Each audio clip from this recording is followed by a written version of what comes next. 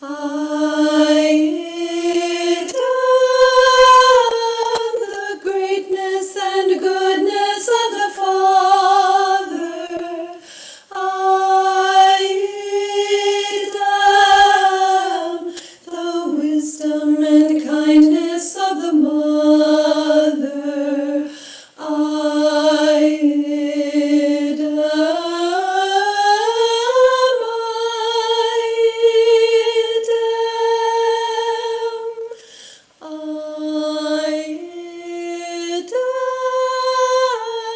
the greatness and goodness of the Father. I am the greatness and goodness of the Father. I am the greatness and goodness of the Father. I am the greatness and goodness of the Father. I am the greatness and goodness of the Father. I am the greatness and goodness of the Father. I am the greatness and goodness of the Father. I am the greatness and goodness of the Father. I am the greatness and goodness of the Father. I am the wisdom and kindness of the Mother. I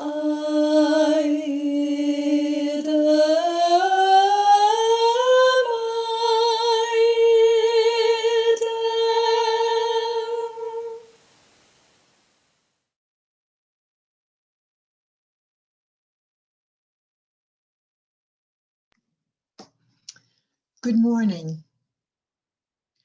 My name is Patricia Devine, and I am a member of the Worship and Music Committee. My pronouns are she, her, and hers. Welcome to First Parish Plymouth virtual services. The service today will be posted to our Facebook page and to YouTube. The first part of the service is recorded. Following the postlude, the recording will end. Then we go into our milestones, which are not recorded. Our service today is entitled, It's Always Ourselves We Find at the Sea. And the service is led by our minister, Reverend Arthur Lavoie. Our technical director is Linda Harding. Whoever you are, whomever you love, whatever you believe, wherever you are on your journey, come walk with us this hour. Let us walk together this hour. The call to worship this morning is entitled Trembling with Joy. The great sea has set me in motion, set me adrift, moving me like a weed in a river. The sky and the strong wind have moved the spirit inside me till I am carried away, trembling with joy.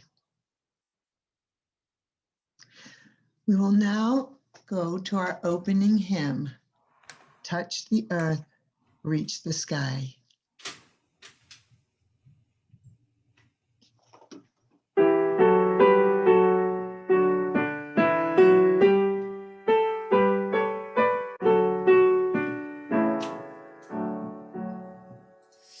touch the earth and reach the sky, walk on shore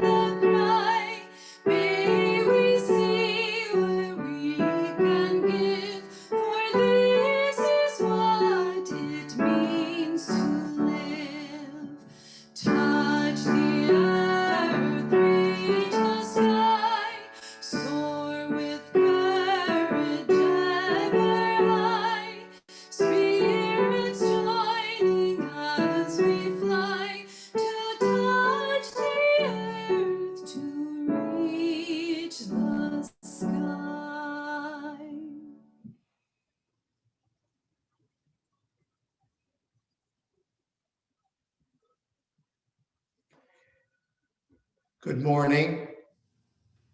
I'm the Reverend Arthur Lavoie. My pronouns are he, him, and his. And I invite you to share with me the words of our chalice lighting. Love is the spirit of this church, and service is its law. This is our great covenant, to dwell together in peace, to seek the truth in freedom, to speak the truth in love, and to help one another.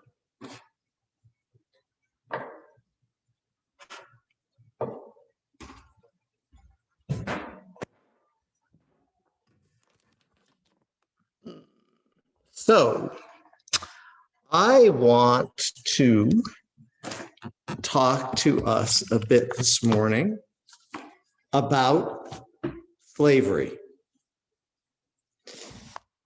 You know, most of us can't even imagine what that's like. Just think about it. Men and women and children get pulled off the streets, say here in Plymouth, and get thrown into a prison near the waterfront. Then a large ship pulls up and hundreds of people get loaded onto it and taken to a faraway place. Along the way, many people die of starvation and disease. And then those bodies are thrown overboard. The families of the people who are captured never hear from them again and never know what happened to them. Once they arrive at a destination, they're put up for sale. And someone actually pays money to buy them and to own them.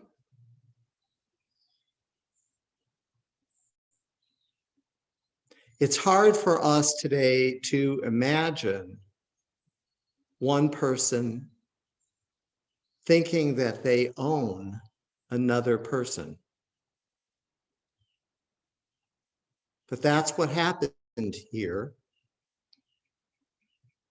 And until now, our way of honoring the official end of that slave system has been kind of disjointed and uneven. President Lincoln signed the Emancipation Proclamation in September of 1862. We never remember that date. We remember that it took effect on January 1st, 1863. That's almost 160 years ago. It was still the middle of the Civil War, and the last slaves in Galveston, Texas, didn't find out that they were free until June 19th, 1865, over 2 years after the Emancipation Proclamation went into effect. Mostly in the African American community, June 19th has been known as Juneteenth, also as Freedom Day or Liberation Day. But there's never been an official day to recognize the end of slavery in this country until now. June 19th, for the first time, is now an official federal holiday. Yesterday. You know, I wonder if many of us in the white community would have thought to make the day in September when Lincoln signed the Emancipation Proclamation, to make that day into a holiday, or sometime in January where it took effect. And I am so glad that we acknowledged what the people descended from slaves wanted, and that yesterday became the holiday that marks the end of slavery. So I want to leave this thought this morning by saying I don't want any of us to think that the work of equality and anti-racism is done now that we have an official holiday. That would be a big trap for us as individuals and as a country. President Biden in his remarks said that this was a promise of things still to come. And I want us all to be part of making that promise into something real. Thank you.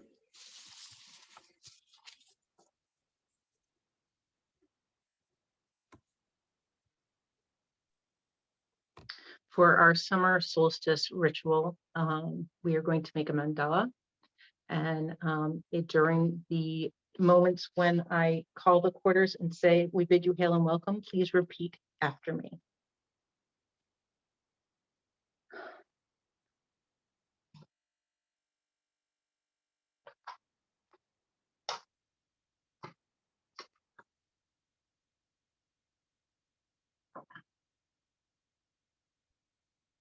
Spirits of the East, spirits of breath and inspiration,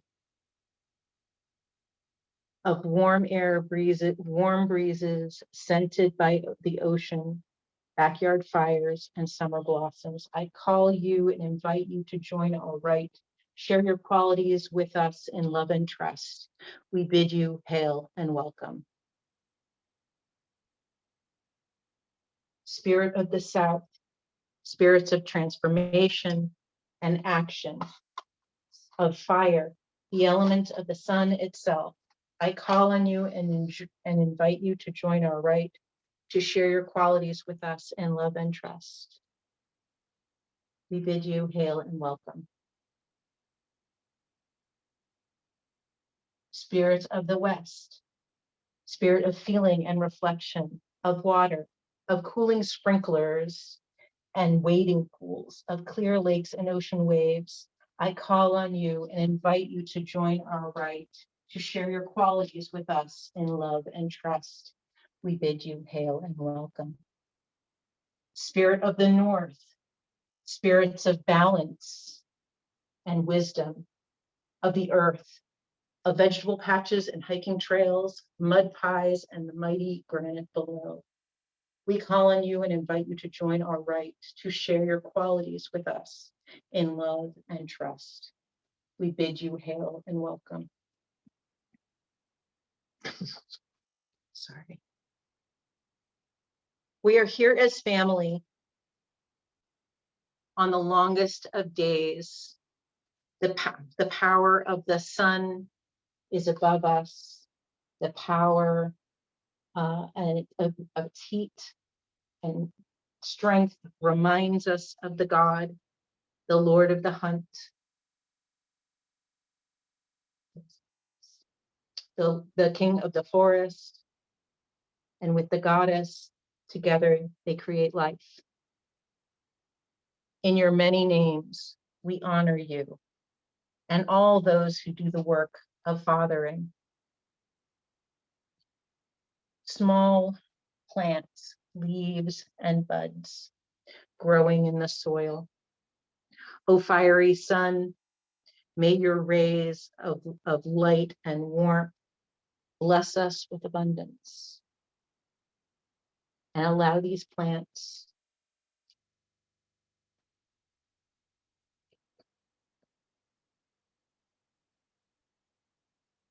to blossom into life. And may we do the same. This is our midsummer day intention. May we see it to fruition. So mote it be.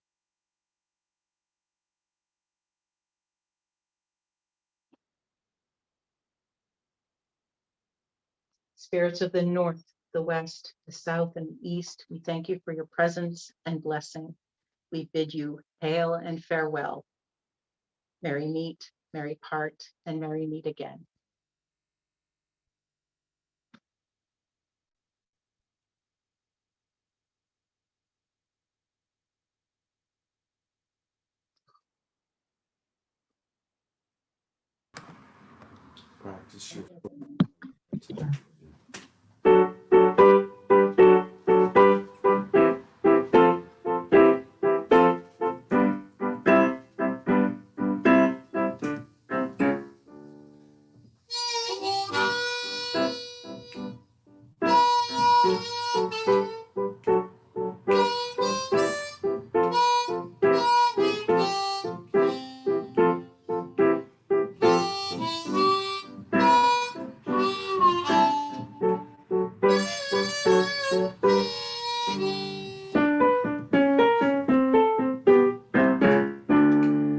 Trouble in mind, now I'm blue, but I won't be blue always. The sun's gonna shine in my back door someday.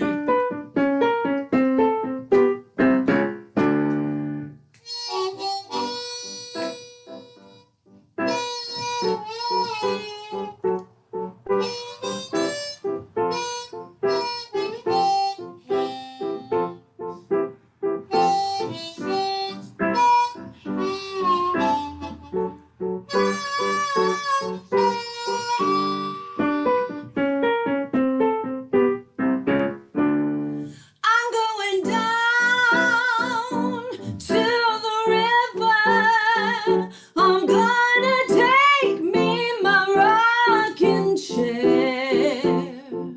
And if the blues don't leave me, I'm gonna rock away from here.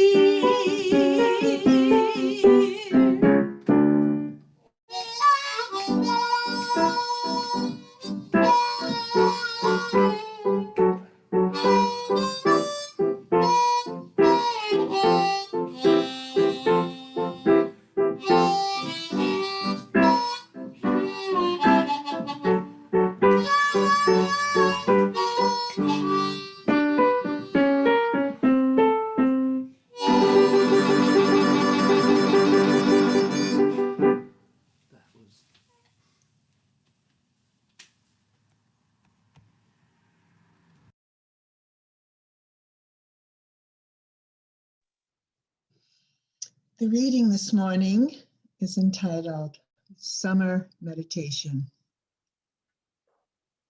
Now blows the wind with soft, relaxing warmth. The sun beats down. The schools are out. Children swarm in the playground and the streets. And eager city folk, vacation bound, crowd the broad highways. The lakes and the seashores lose their solitude, and all the world seems turned to carnival. What of ourselves? There could be now deep peace, a time for soul searching. We might turn to examine our own lives, to sort and probe our tendencies of thought, to sift the true from the false in the things of doubt, the beautiful from ugliness unmarked. The sun beats down. It is a time for pause. Even the trees seem resting for a time, as if to meditate and gather strength for the more strenuous times that lie ahead. And shall not we? Here's the unfinished clay, half molded, that still waits on us to think what we have been, and as we are still, you have to become.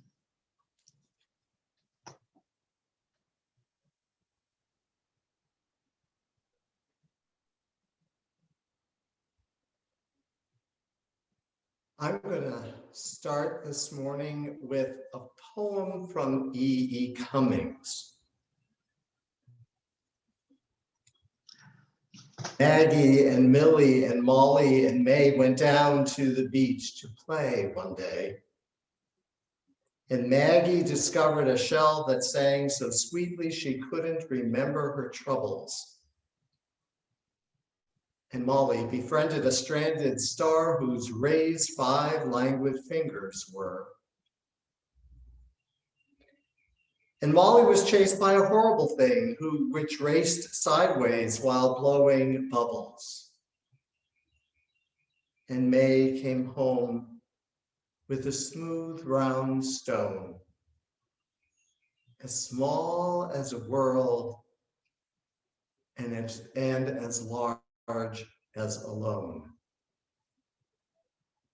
For whatever we lose, like a you or a me, it's always ourselves we find at the sea.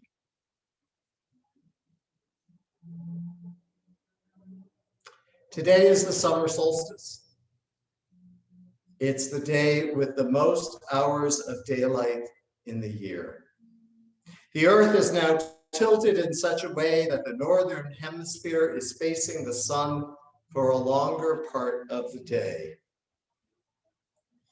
For those who relish these longer days, we might have to acknowledge that it could be all downhill from here as the earth begins to tilt in the other direction.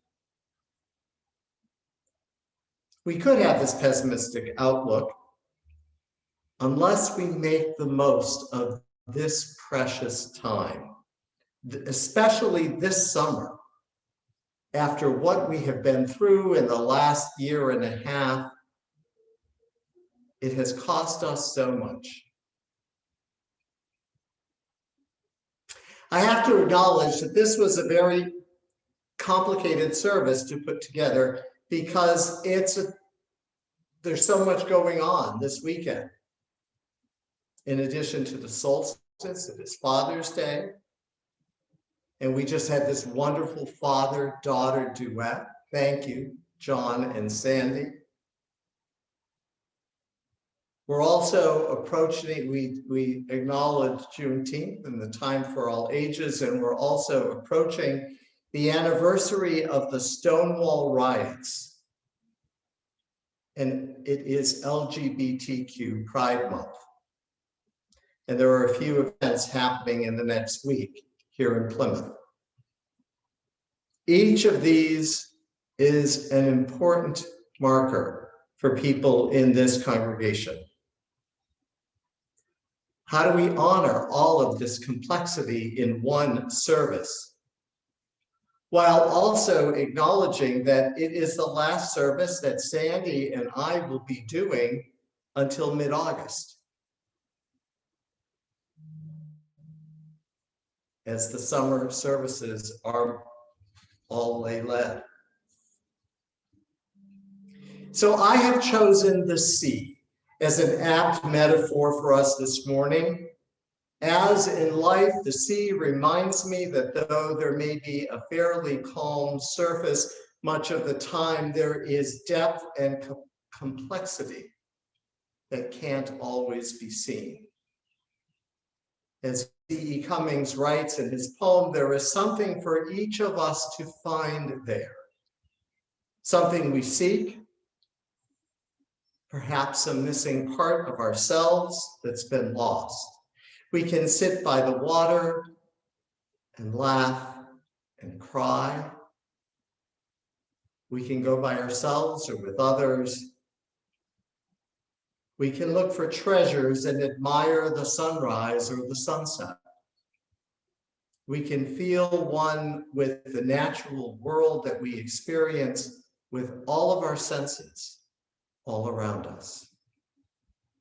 And by treasures, I don't only mean the maybe bits of the shells and sea glass and driftwood we might find as we're walking on the sea. I mean the miraculous and wonderful things that kind of happen.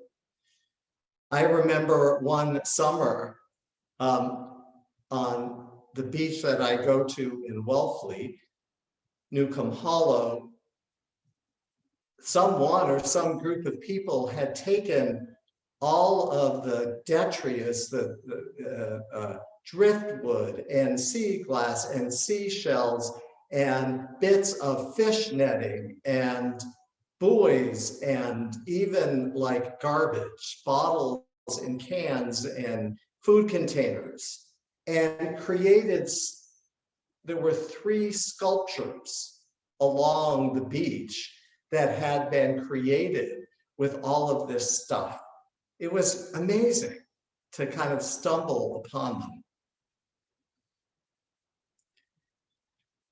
Or the encounters with living things, the plovers that are fluttering across the beach as I walk the beach in the morning, or the time that I came face to face with a seal, not 50 yards away, as I was walking the beach and she pops her head up to breathe and the 2 of us are like caught in each other's gaze, kind of surprised, as if to say, well, what are you doing here? Then there was the time, Duck Harbor is a beach in Wellfleet where a lot of people can go to watch the sunset.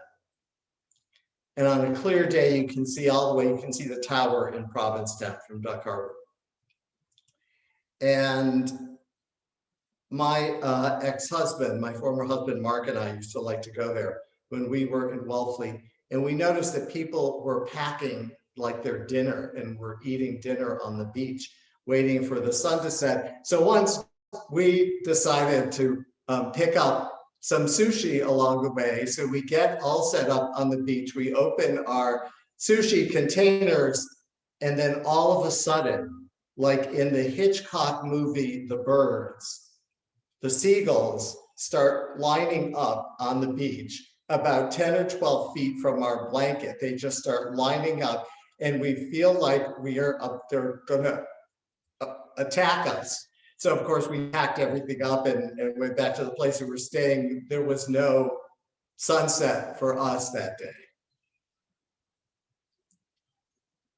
The treasures of summertime. And it is upon us, and in the blink of an eye, it will be gone. Or so it will seem when we get to September. I'd like each of us to think about our summer plans. What will you do with this precious time, this precious gift of sun and water and the abundant life that permeates everything around us? Summertime reminds me of my childhood and how much I looked forward to being out of school and able to play outdoors and have this whole expanse of unencumbered time ahead of me. Perhaps it makes me feel like a kid again.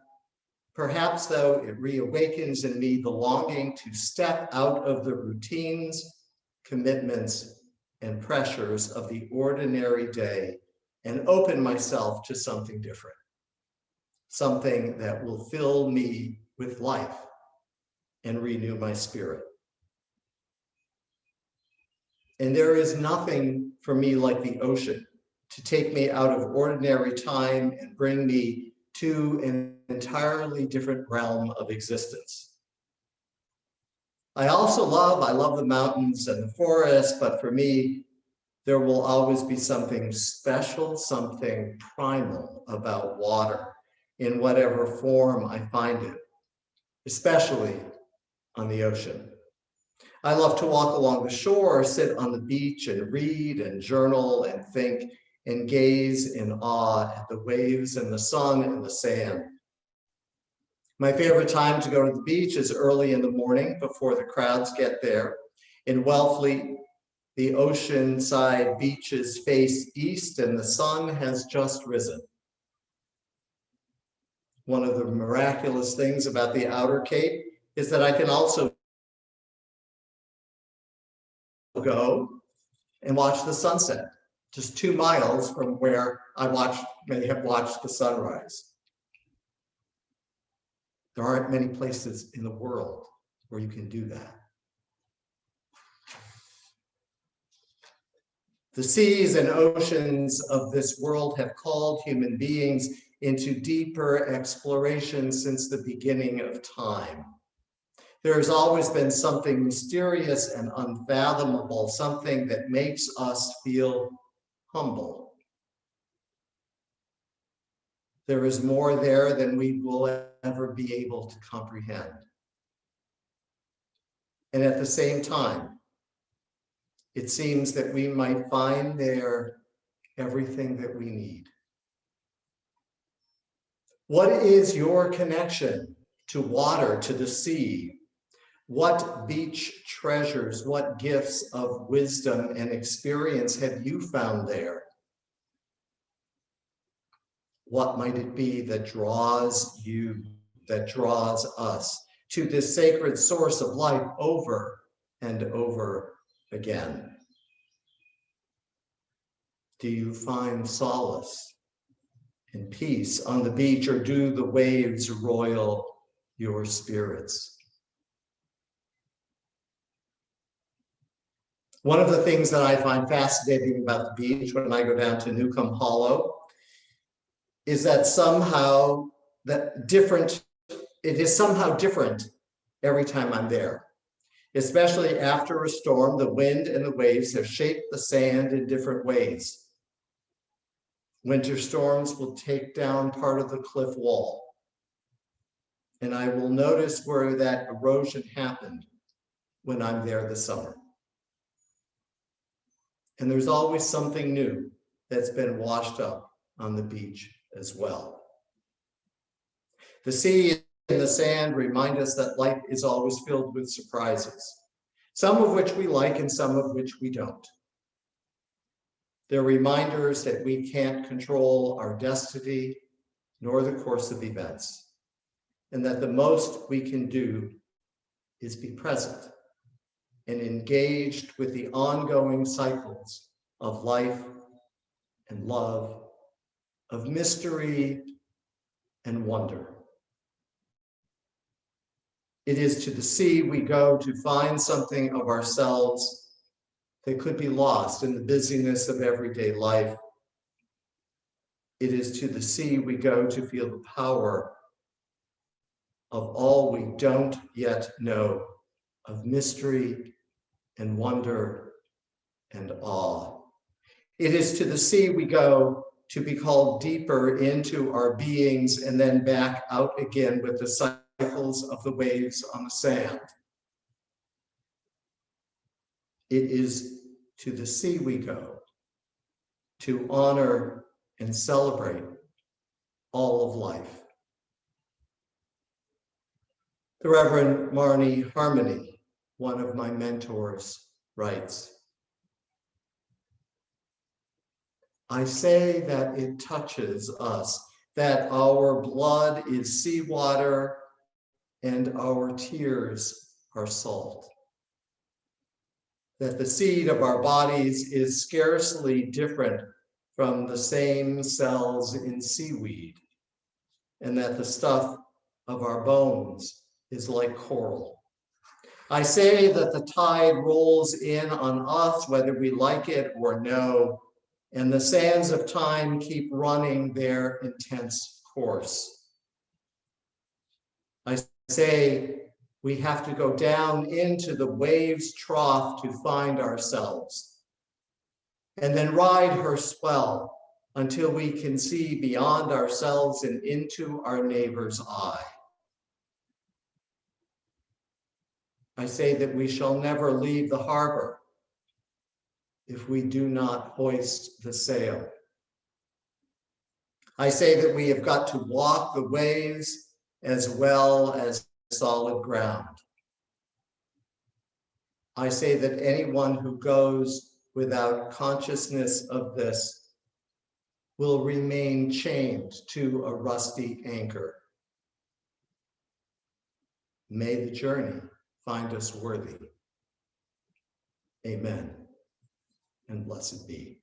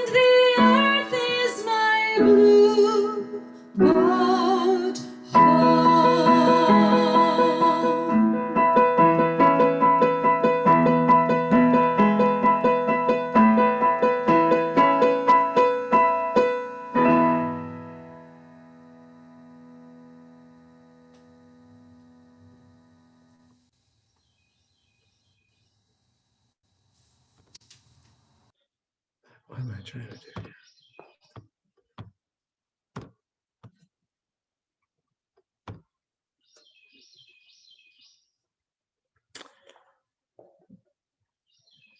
So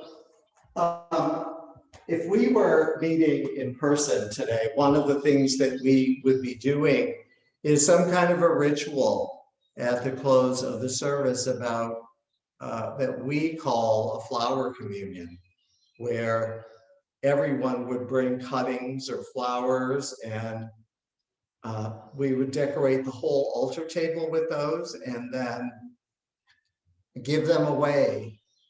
Someone would then take something that they did not bring. And we close our church year with this flower ritual, as we will open the church year in September with our water communion ritual.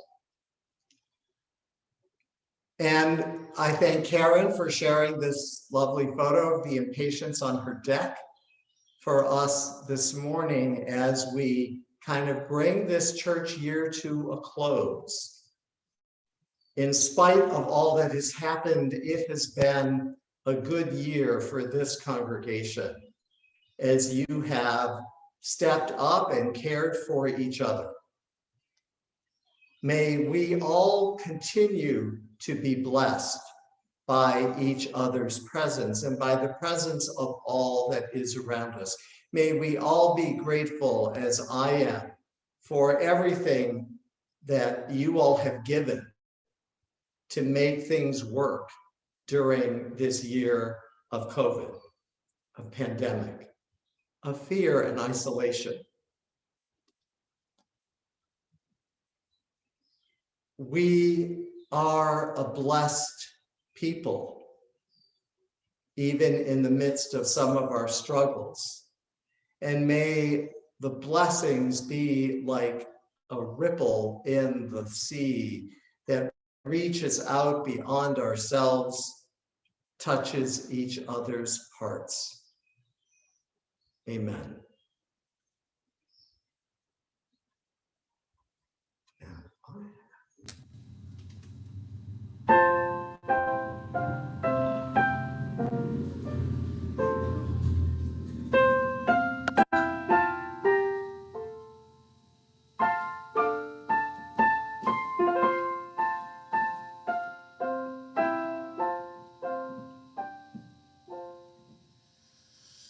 I brought my spirit to the sea. I stood upon the shore. I gazed upon infinity. I heard the waters roar. And then there came a sense of peace. So